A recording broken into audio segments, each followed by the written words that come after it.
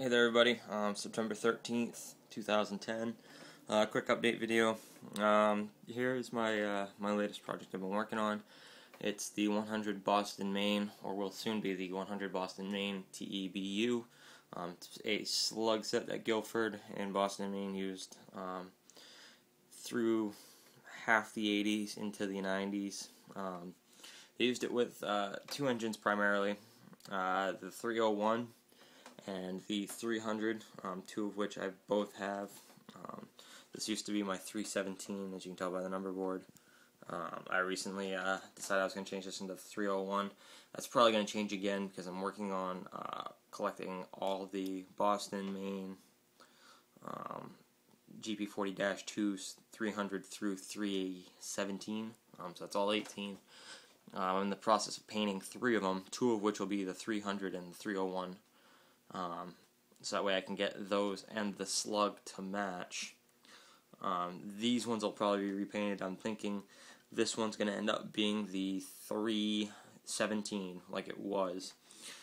This one is probably going to be the 302, just so that way you can start there. And then the other one that I'm working on will end up being the 313 or the 307. I'm not sure yet, but it'll be one of those. So that's my slug. Over here is my latest engine acquisition. It's a C40-9.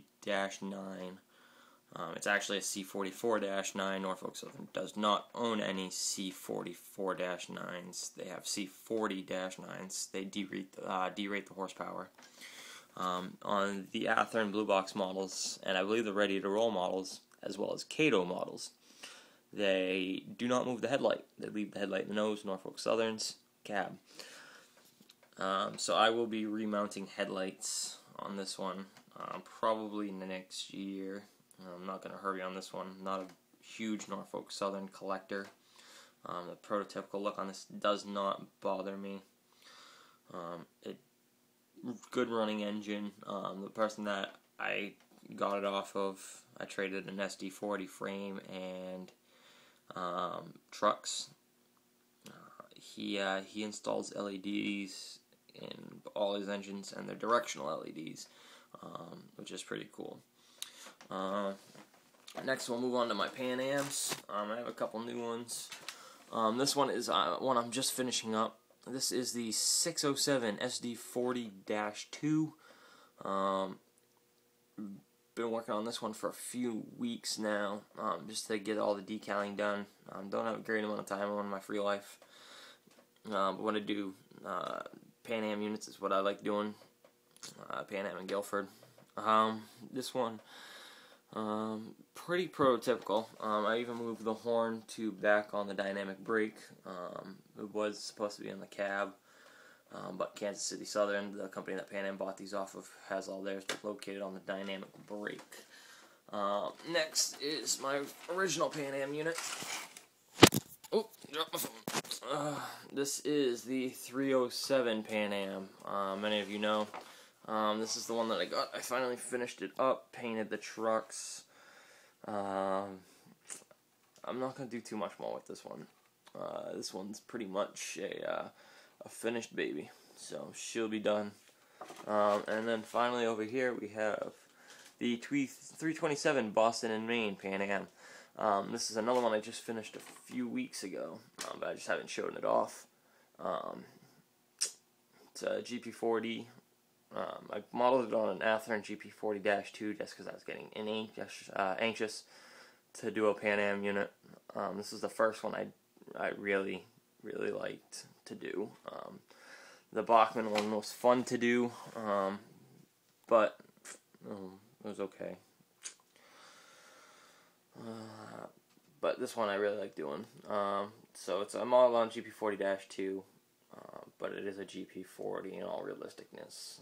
When I painted it, that's what it's supposed to be.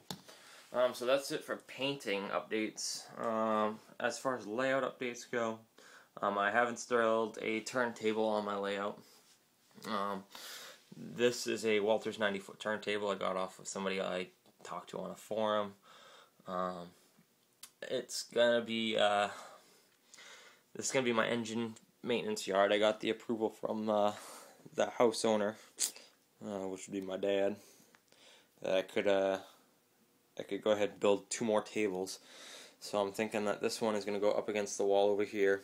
I'm going to have an 8x4 running along here, and another 8x4 pinned along here. So to make a U, this will end up being my engine facility yard.